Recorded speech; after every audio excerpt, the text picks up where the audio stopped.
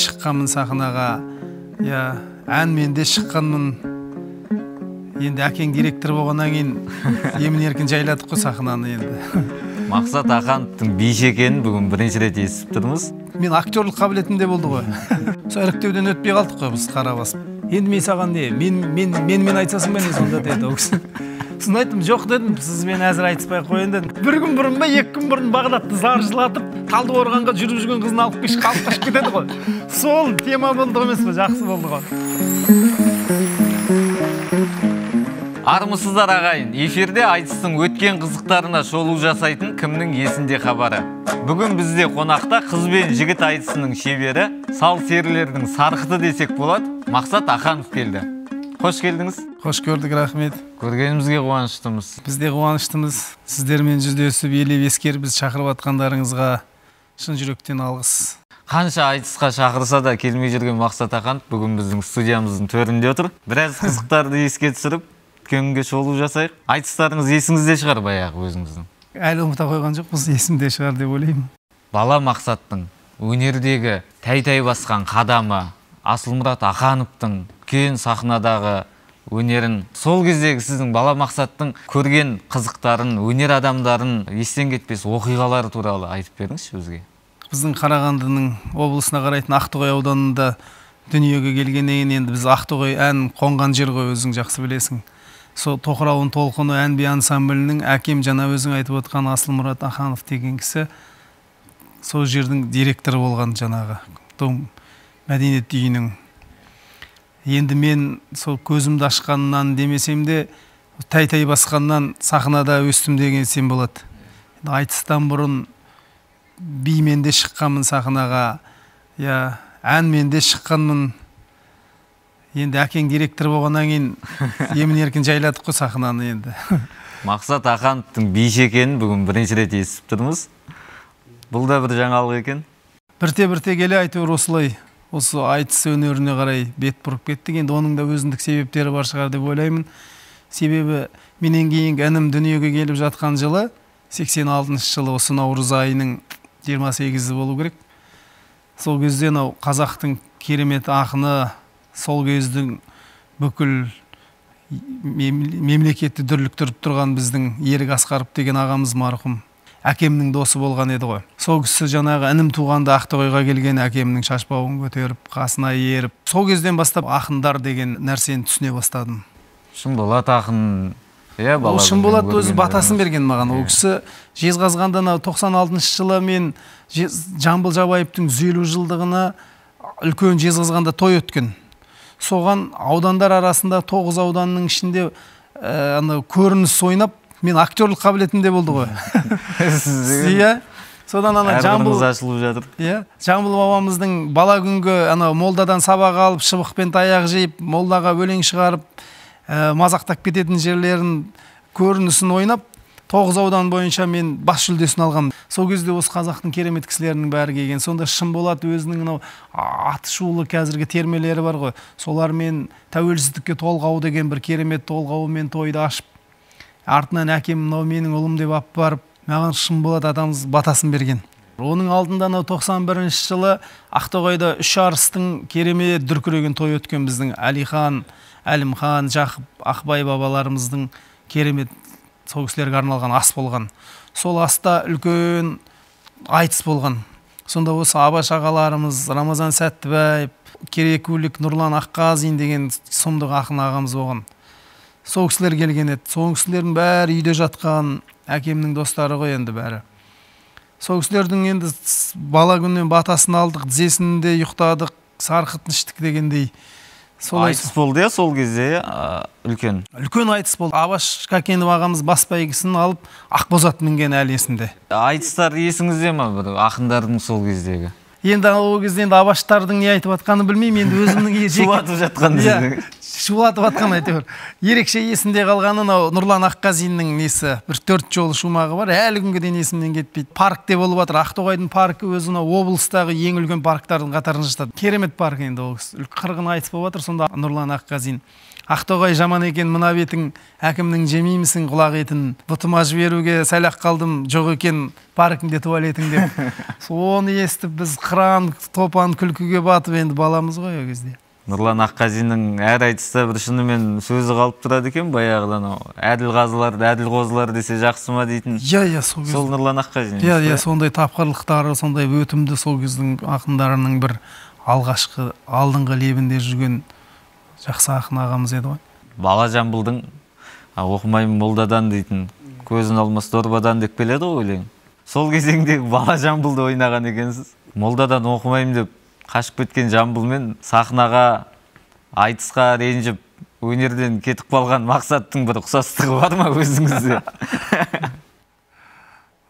Жоқ, мен енді айтыстан бір ренжіп кетіп қалған жоқпын бәлендей.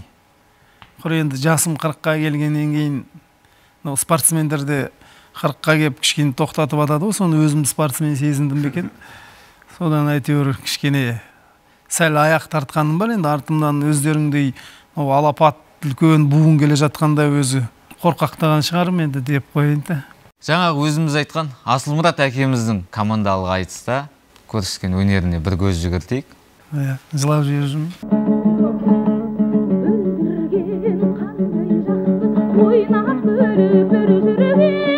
Осылардың бәрінің үйде альбом бар, осы тура осыларға арналған бірдіні осы сахнадағы айтыстың альбом суреттері бар үйде. Асылмұрат Аханов, Құлбай бай. Тура 30 жасы, ол кісі 57 жылғы. Тура 30-да екен осы жерде, 87 жылы. Бізбен жасы ғой, иә? 57 жылы 1 январь ғой туған күні.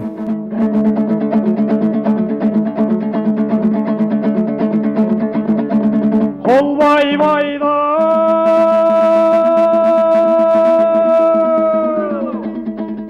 өгіз ай, иттен күнің теміз ай, келген сайын тонайда яу, жармаған негіз ай.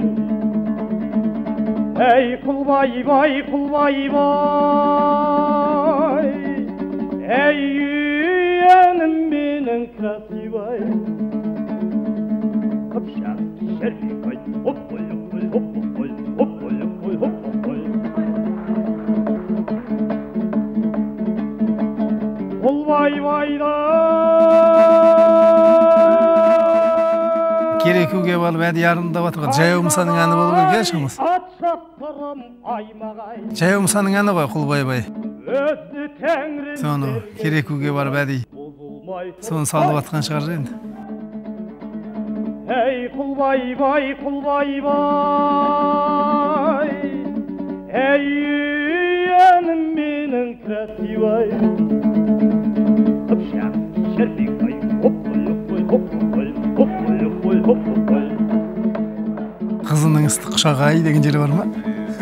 Құлбай байда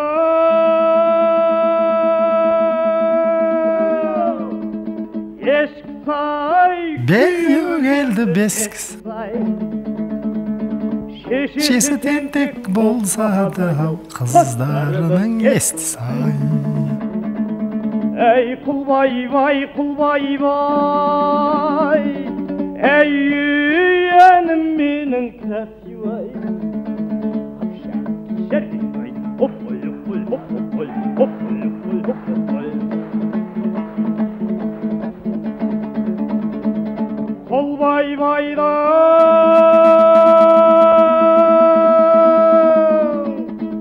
Қысағай өткір екен пышағай,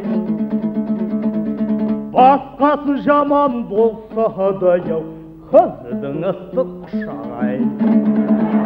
Әй Құлбай бай, Құлбай бай, әй үйенім менің красивай. Қыпшақ шәрбек ай, хоп-қой, хоп-қой, хоп-қой, хоп-қой, хоп-қой, хоп-қой. Хоп-қой, хоп-қой, хоп-қой, хоп-қой, хоп-қой.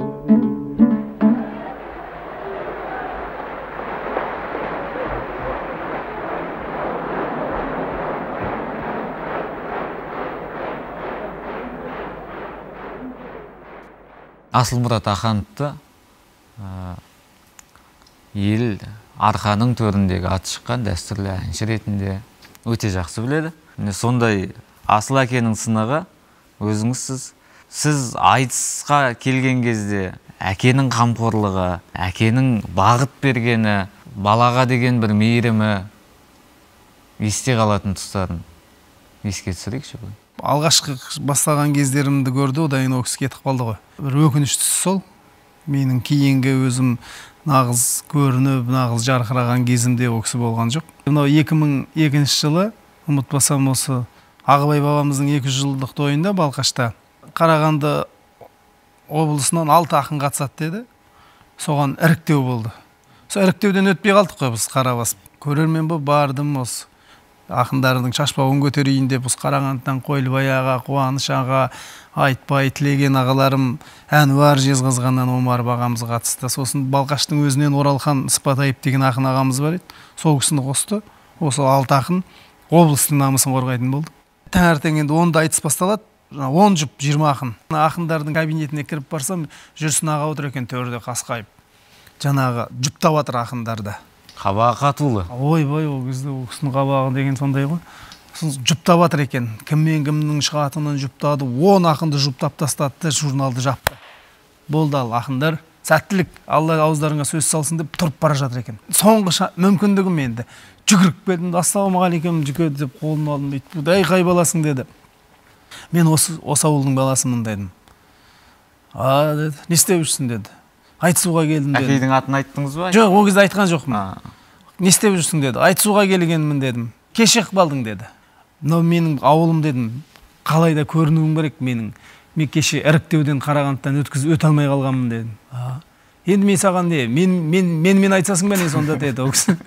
Сосын айттым, жоқ дедім, сізбен әзір айтыспай қойын дедім. Кейін келешекте айтсам дедіңіз ғой. Сосын айттым, ана Бағдат Мүбәрак деген ақын досым бар дедім. Соны алып келе қояйын дедім. Ол кісі Бағдатты таниды екен. Өлеңдерін оқып, Бағдат енді жазбада жүрген кез ол кезде. Енді сыртынан білсе керек. Ол айтса ма не деді, айтсат дедім. Ал тауып әкесің көрейік деді. Содан қызық болды. Менді Бағдатты көндіру керек қой. Ол көнбей бұл қан талқан болған жақта жаңағы қой ұялады, жаңағы шықпай. Бір күн бұрын ба бұл айтыстан? Жоқ, таңертең 9:30 кезі ғой, сағат 10-да айтыс басталады. Айда Бағдатты тауып алдым. Шулатып жүр. Бұл әлі айтысқа келмегенде үйінде жатқан адам ғой ұйықтап. Бағдатты тауып әкеп срочным образым жаңағы жерде киіндіріп, жуындырып, Бағдатты әкеліп айтып, менің бағымды ашуым керек. Мүмкіндік жалғыз бізде. Бұрыннан мектепте екеуміз ата-аналар жиналысы, жалпы аудандық бір деңгейлерде екеуміз айтысып жүретінбіз кішкентай күнімнен. Ол бір 7-8 оқиды, мен 3-4 оқимын. Екеумізді 2 күннің бірінде завучтар айтыстырып қоятын. Сосын айттым Бағдатқа, немене енді күнде айтысып жүрген нәрсе ғой? Мектепшілік айтыс қой дедіңіз ғой. Сондай ғой дедім. Содан таңертең 10-да басталған айтыс кешкі 10 болды. Ең соңғы жұп Бағдат Мүбәрак және Мақсат ағам. Сол видеоға бір көз жүгіртейік. Сосын әрі қарай әңгімені жалғастырамыз. Бізде бәрі бар. Бір күн бұрын ба, 2 күн бұрын Бағдатты заржылатып, Талдықорғанға жүріп жүрген қызын алып қашып кетеді ғой. Сол тема болды емес пе? Жақсы болды ғой. Ақындардың соңғы жұбы, бұл енді осы елдің ақындары. Аханов Мақсат, Ақтоғай ауданының атынан шығайын деп отыр. Аханов Мақсат, Мақсатпен айтысатын Бағдат Мүбәраков, Балқаш, жас талант ақындар. Ал енді жұтаң сөзге жалаңдамай, ешкімнің кілтипатын жамандамай,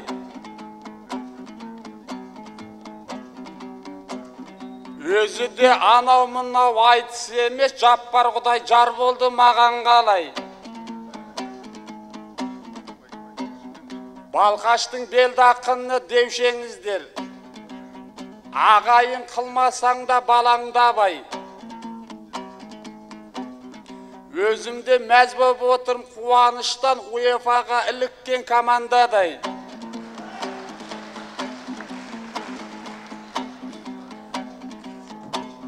Европадан ұтылған ойсырайып, Қайратпен Атырауға обал қалай.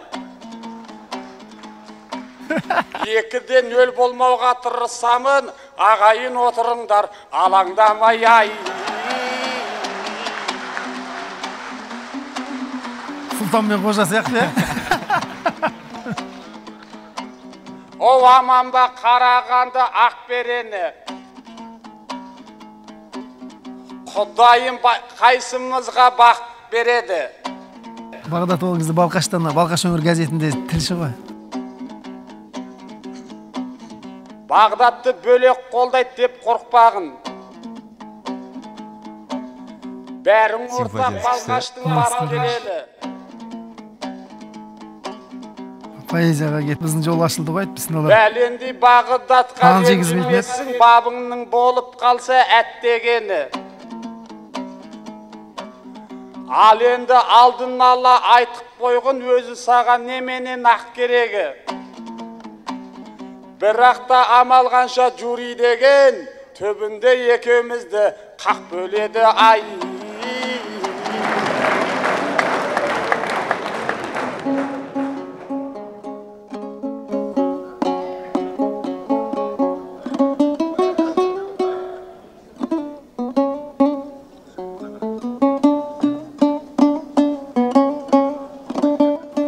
Сол кезде бар екен ғой проигрышы.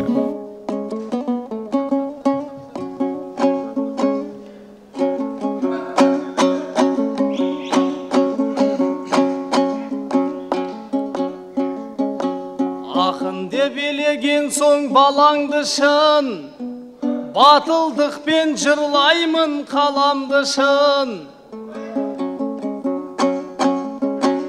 Соңғы жұпта дүбірге қосылайын, тұлпардың тартып мініп таралғысын.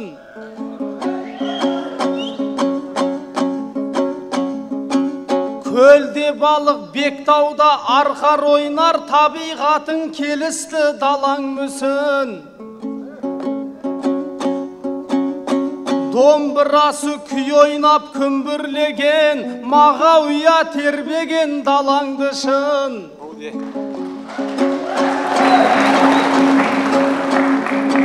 Атланта барғанда Жировтай ұл әлемнің алған еді бар алғысын. Қазақ туын жеңіспен көтергенде, жасқа толтырған едік жанарды шын.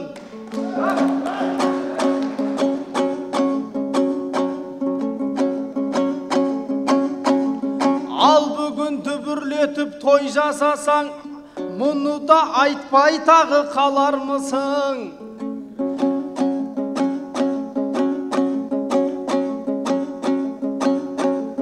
Айтыс туын көгіңде желбіретіп, құрметтедің Ағыбайдай бабаңды шын. Осындай қасиетті жұмақ жерді, жер шарын жет айналсаң табармысың? Кен қазған қойнауынан жер ананың, арқа дала құт мекен аманбысың айырды.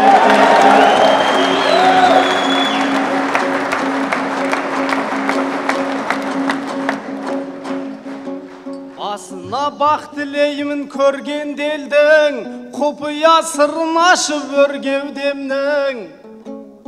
Арқадағы тарихы тамыр жайған, Ақтоғайдай жүйрік жерден келдім. Асауғанды толқыны тулап аққан, тоқырауындай көгөзен көлден келдім. Әлихан Жақып Ақбай Әлімхандай арыстарды тудырған елден келдім.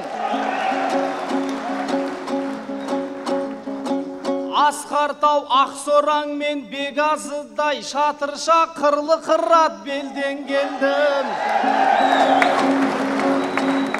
Күләштің сәні менен сәулеттеніп, Манарбек шырқап салған әнмен келдім. Шашубай әсеттерім айтыстағы, Құралайды көзге атқан мергендерім. Өшкені жана тұғын бұл заманда, арманына туғанмын өлгендердің.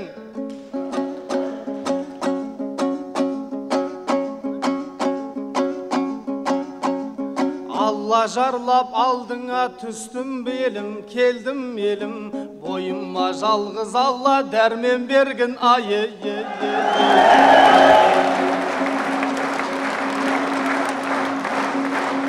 Бағдаттың 1-2 күн бұрын қызын алып қашып кетіп, осы айтыстан осылаптан 1-2 күн бұрын ба, 3 күн бұрын ба қызын алып қашып кеткен. Тарылып қалар сәтің емес бүгін, төрінде бұл балқаштың кеңес тұлың.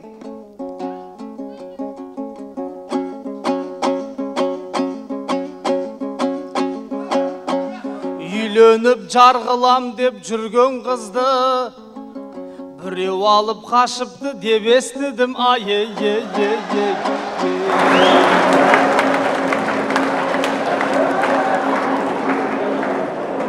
Біредің ақындардың жүзі бекем, кермемді менде бүгін үзіп өтем.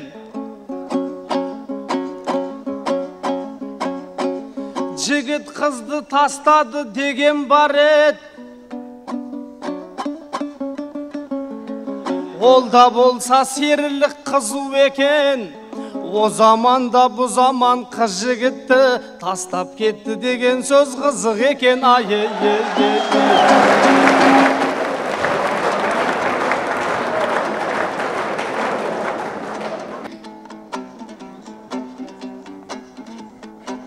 О біздерді қыздар барма алдамаған.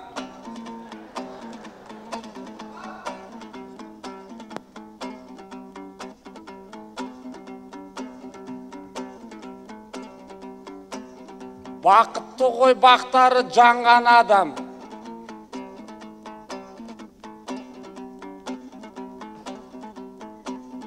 Таңдайыма сөз салса бүгін Құдай, маңдайынан шертіп жүріп таңдап алам. Дүниеге еркек қылып жаратқан соң, жылатпай бір қыз берер Алла маған ай.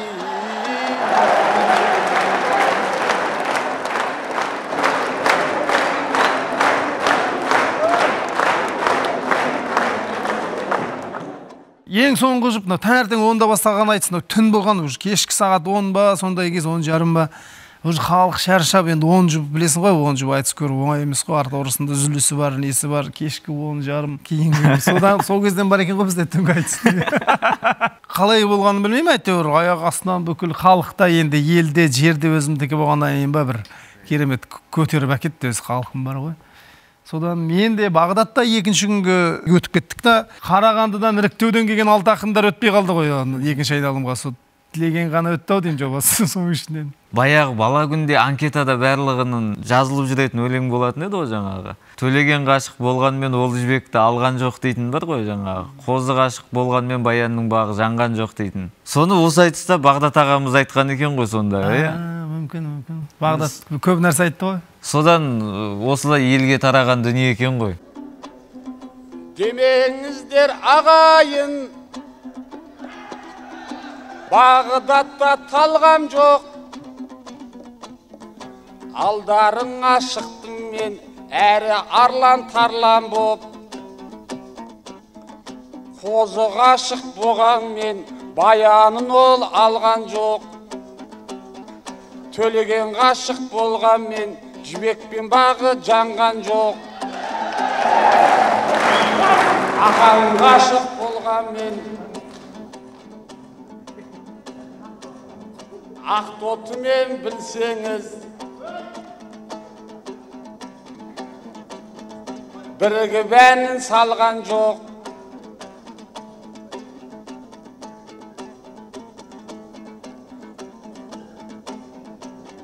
Естай ақын білсеңіз,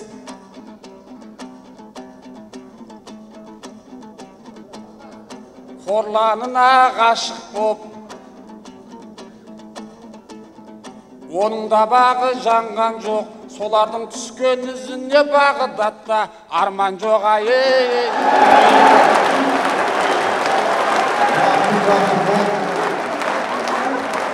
Басырымында ашылмаған бір сұлу жүрсін деймін қасыңдаман.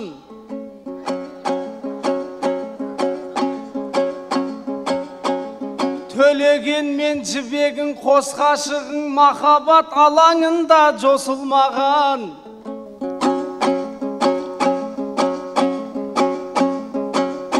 Сені көріп қозы мен баян өткен көзіме елестейді ғасыр ал ғасыр маған.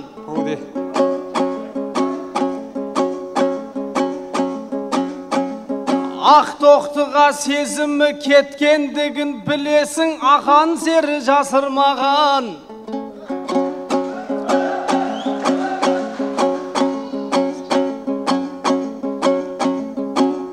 Сүйгеніне ғашық боп естай ақын, қорлан әнмен тербелген асыл далам. Тарихқа бір жаңалық келді бүгін, ол Бағдат сүйгеніне қосылмаған әйелдер. Бағдат деген керемет ақын ғой, өзі ақынның ұлы Үмітай Жармағанбетов деген біздің Ақтоғайда керемет ақын ағамыз болған, арқа еңбеккері газетінің редакторы болған, бөлек тұлға, бойы жаңағы 1.80-90-ға жететін, шашы артқа қайырылған бір ақындардың тұлғалары болды ғой сол замандағы, бір Мұқағалилар сияқты сондай еңгезердей үлкен кісі. Менің әкемнің жан жолдасы болған, екеуі керемет дос болған. Содан бізде солай дос болып, әлі күнге дейін солаймыз ғой, дос болып келе жатырмыз. Содан енді Бағдатқа барып айттым ғой, сен болса да жазбаға кетіп баратсың, жүр енді көрейік. Соны осы алып кеп, мен аяқ астынан шыққан кезіміз ғой міне. Таңертең 10-11-де тауып әкелдім, кешкі 10-11-де міне екеуміз айтысып отырмыз міне. Жартылай финалды өтіп, Дәулет Кереймен ағамен айтыстым ойымыз. Дәулет Кереймен айтыстым. Кеше бір үлкен олжа болды. Осы Балқаш жерінен, Ақтоғай өңірінен екі қылқандай бала шықты. Айтыстың қуанышы да, үміті да сол екеуін айналды ғой деп ойлаймын. Соның бірі Мақсат Аханов. Мақсатпен айтысатын біздің айтыс өнерінің қазіргі ең бір жанып тұрған жарық жұлдыздарының бірі Дәулеткерей Кәбілі. Ортаға ойды бірге бөліскенмен, ешқандай мәселе жоқ жөн істелген. Ыбырайдан басталған ұстаздығым, мәңгі істелген және де мәнді істелген. Бұл заманға дейінгі зиялылар еліне білім беріп алғыс көрген. Ал қазіргі көз ашық ұстаздарым осының арқасында табыс көрген.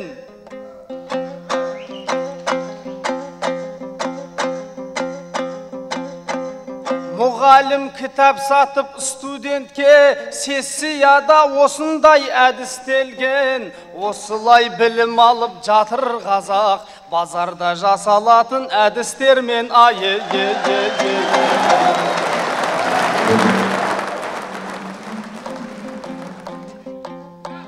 Арқалы жігіт едің ұстаз ақын,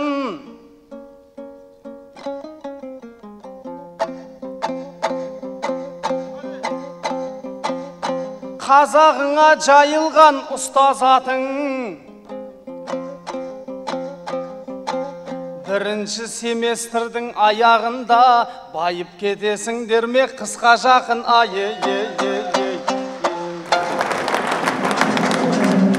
Айнұрмен айтсас? Финалда Айнұрмен айтыстым. 3 айналған екенмін ғой, сөйтіп жүріп. Айнұр қыз мөлдіреген көзің қандай, елің сүйіп тыңдайтын сөзің балдай. Арқадағы мақсатпен айтыссын деп Құдайым жібергендей өзің дарнай.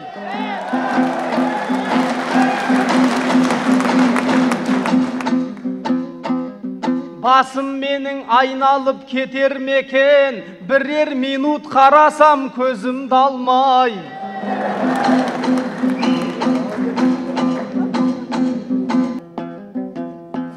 Айнұр қыз өзіңізге сай болайын, сен күн болған кезде мен ай болайын. Сені мен осы арада кездестірген ағайын пейіліңнен айналайын.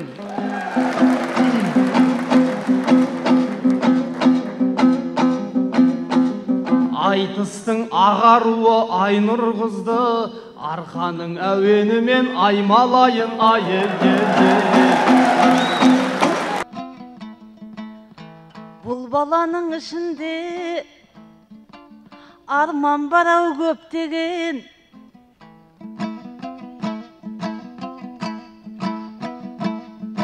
алмағашына ұқсайды жемісін әлі төкпеген. Құлыншақ десем жараспас, арбаға әлі жекпеген.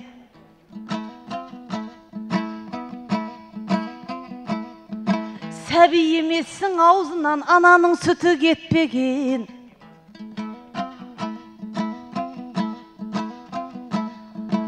Айнұрға сонша көз салып ойың бар қайда беттеген. Сұмдығың болмаған менен қулығың барау ептеген.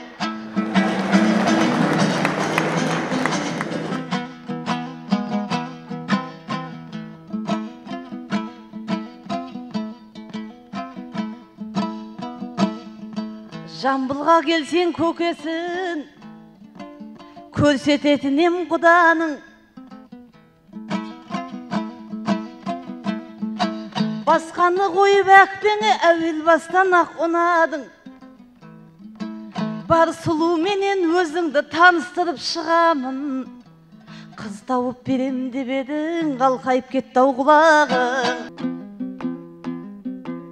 Көз салып ұлы қазақ даласына, ақынның жыр келеді санасына.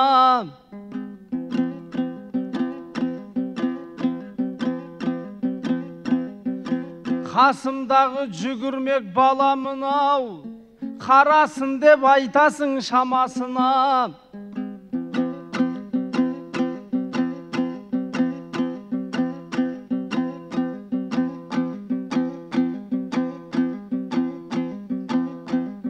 Маған деген қулығың бар екен деп, өзіңде басқаша ойлап барасың ба?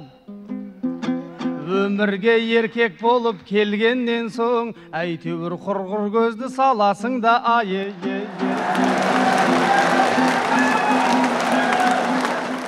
Баянғали ағамыз баспай қалған әйтеуір есімде. Бағдат ағамыздың шынымен ерлік екен өзі. Бағымызға қарай әйтеуір бір жақсы сәтті айтыс шығып, осы кілең 10 алды ғой деймін, осында сондай бір қызықтар болған.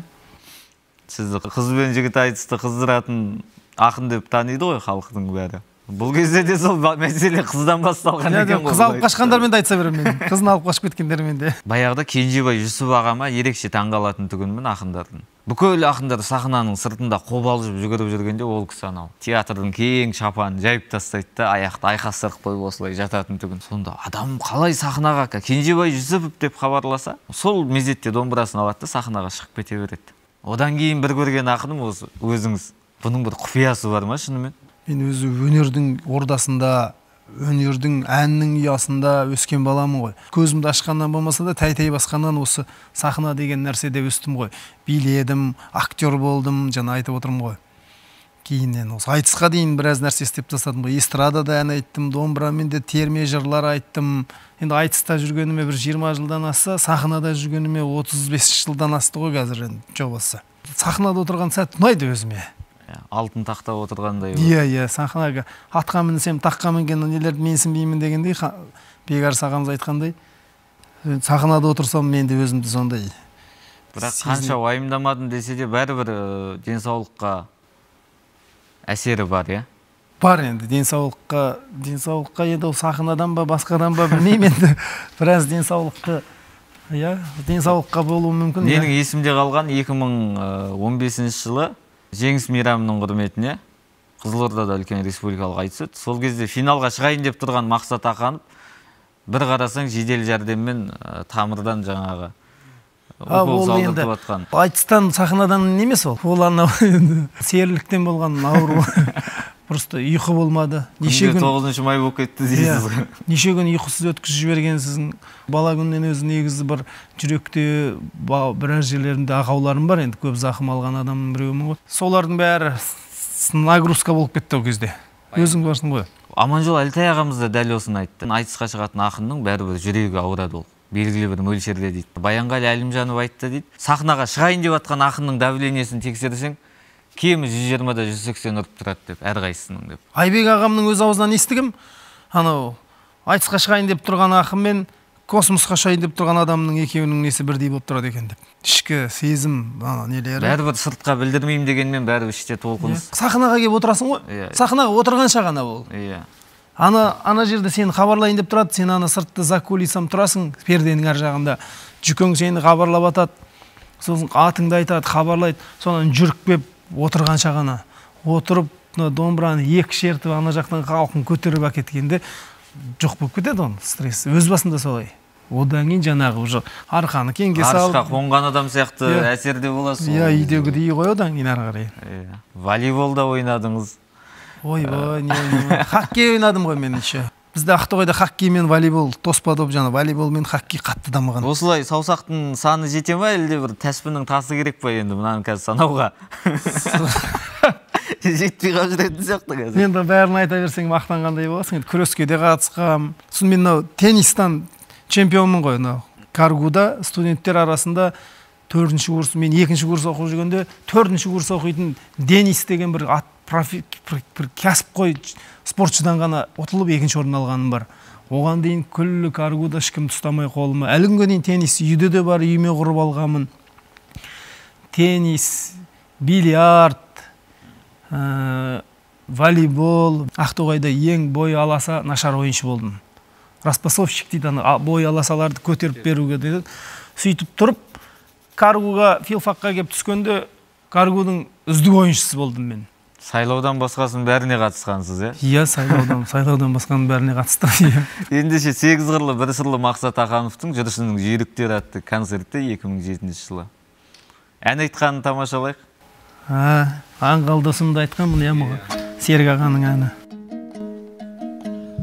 Айқай дәурен,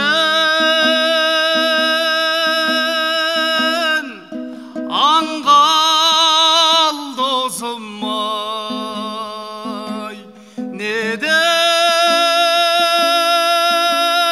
саған, не дейін көрінеді ішің, ашылса болды көмейін. Әкеге ұқсайды ана түріңіз, е, өзінің бағанағы. Жақсы да сені демейін, Бұл кезде толық болдым ғой. жаман да сені демейін, қасымда жүрші, қасымда жүрші, әрқашан сені. Негізі ана плюсқа бастыртқанбыз ғой. Кейін кешке жақын неге кеп тыңдағанда плюс несі болмай қалды ма, бірдеңесі болып қалды. Плюстың минусы бар екен. Плюстың минусы бар екен. Сосын шықтым да осылай. Тірідей айта салдым ғой осылай. Досым ай, кейге мына көзіңнен сұмдық бір жаттық сезінем, безінем онда өзіңнен, безінем онда өзімнен, өзіңе деген,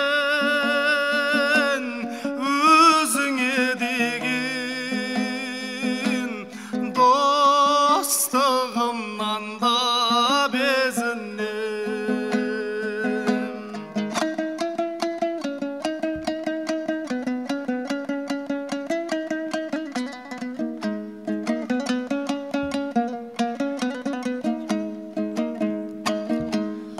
Айқай дәурен,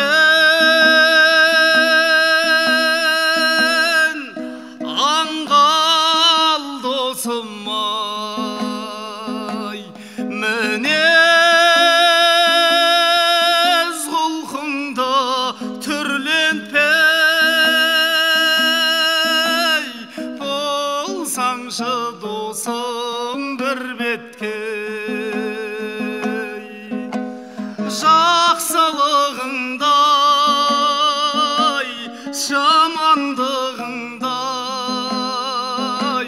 жанымнан менің жүргетпей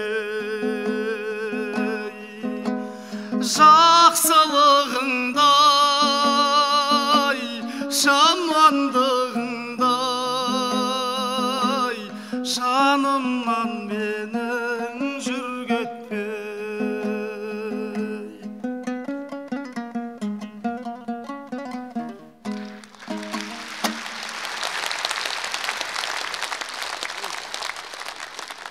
Біз кеше студиямызға қонаққа Мақсат Ақанов келеді деп әлеуметтік желіге жазған болатын тұғынбыз. Содан оқырмандар өздерінің сұрақтарын жолдады.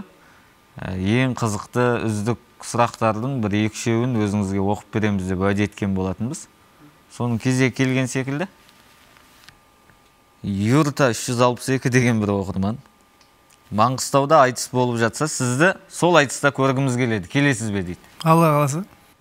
Барлығы кешегі айтысты көріп алып, осы сұрақты қойған, сұрақтың басым бөлігі осы тақырыпта. Жүкеңе сонша неге ренжулі екен, талай айтыста жезде сенде ешкім бола алмайды дейтін еді дейді. Жүкеңе ренжулі емеспін мен. Тоқтар Сақтаған деген бір оқырман, неге нәзік жандылармен айтыссаңыз, ерекше айтысасыңыз? Мектеп табалдырығында сыныпта оқып жүргенде де ол аз болды. Қалың қыздың арасында оқыдым. Институтқа келгенде филфактада қайбір жарыған ұлдар жүреді дейсің. О жерде де бір группада 2 ақыл болдық. 30-ға тарта қыз болды. Жатақханада тұрдым қанша жыл, 2-3 жыл ма, кілең қыздардың арасында еркелеп өстім. Бір айтысты айтқан мала, келгелі қаламызға, көп болды қаламызға, қалың қыздың ішінде өсіп кір жұқтырмай өскен біз жағамызға деп. Сол жаңа жатақханадағы тірлік туралы айтқаным ғой сонда. Мен 2-3 жыл жатақханада тұрғанда біздің бөлмеден, өз бөлмемнен бір тамақ істеп, бір қасық, бір кесе, бір шайнек болмапты менің. Ішкөнім жоқ дейсіз ғой. Сентябрьдің енді бір ортасына қарай келеміз ғой оқуға. Содан көктемдегі сессия бітіп қайтқанша бір шай ішіп кеткен комнатадан қыздардың комнатасына екінші айналып қой, очередь кезік айналып келмейді екен жаңа. Ана бір айтысты айтатыныңыз бар еді ғой. Мұсылманның 3 қызы болу керек, жұмаққа төтесінен кіру үшін дейді. 3 қызы бар жұмаққа кіреді деп еді, бұйырса мен де жүрмін кірейін деп. Бір 3 емес сандарын 5 қылдым жүрген соң уверенно жүрейін деп айтқаным бар. Енді сұрақтар көп, бірақ ықшамдап арасынан ғана қойып жатырмыз. Өркен Аят деген бір оқырман көп айтысқа қатысып, үздік өнер көрсетіп, бірақ аз жүлде алады. Содан көңіл түспей ме екен дейді. Мен бір аз жүлде алдым деп айтпаймын мен. Алланың бұйырғандарын алып келе жатырмын біріншіден. Екіншіден, оған бір алсаң да алмасаң да көңілің түсетіндей емес. Енді бас жағында бір болған шығар, одан бірте-бірте ет өліп кетеді екен ғой оғанда. Үйреніп алдық. Мәселе ол жүлдеде емес, сол барып қайтып қаның өзі бір жүлде жеңіс қой сол. Дәурен ғой, дәурен өзің білесің ғой, өздеріңді көресің. Қаншама Алаштың зиялылары төраға болып келеді, сол кісілердің батасын аласың, қасында жүресің. Қазіргі қазылар алқасының өзіне қарап отырып таңғаламын, кезіндегі анау кісілердің алдында қалай айтысқанбыз деп ше. Шала Жансар жүрген кезіміздің өзінде анау Тұманбай ақсақалдардың, Қадыр ағалар, аталарымыздың, ақселеулердің алдында айтысқан екенбіз ғой кезінде. Сейіт Қасқабас, алғашқы айтысыңыздың өзінде. Тоқтар Әубәкіров генералдың формасымен залда болды. Таңғалам, сол ұялмай солардың алдында қалай айтысқанмын деп қазір бар ғой. Қазіргі қазылар сақталып кеткен сияқты олардың қасында. Ойбай, ол кездің қазылар енді олардың. Ол кездің көрермендерінің өзі бөлек еді ғой. Рас, ол кездің көрермендерінің өзі. Рас, ол кезде кез келген қазылыққа келіп отырғызып қоюға болады. Біріншіден, Алматыда, әсіресе Алматының көрермендерін, және де ине шаншар орын жоқ болушы еді ғой ол кезде. Сальвар Алиев дейді. Шәкірт алады ма екен дейді. Енді мен өзімді бір керемет ұстазбын деп айта алмаймын. Шәкірт тәрбиелеуге біріншіден менің жүйкем шыдамайтын сияқты, екіншіден уақытым жоқ сияқты. Бала күнде әкесі аманаттап әкеп тапсырған бір шәкіртім бар осы, Дидар Хамиев. Сол Дидармен қуанам, Дидармен мақтанам, сол елдің 10 шәкіртіне татиды ғой деп өзім ойлаймын. Қазір енді бір шәкірт тәрбиелей қойайын деп енді айта алмаймын. Ол кезде де саясат бүгінгідей билікке бірден айтып оңай деп пен. Заманбек өзін өзі қалай атса, ақсақ құлан жошын солай тепкен де.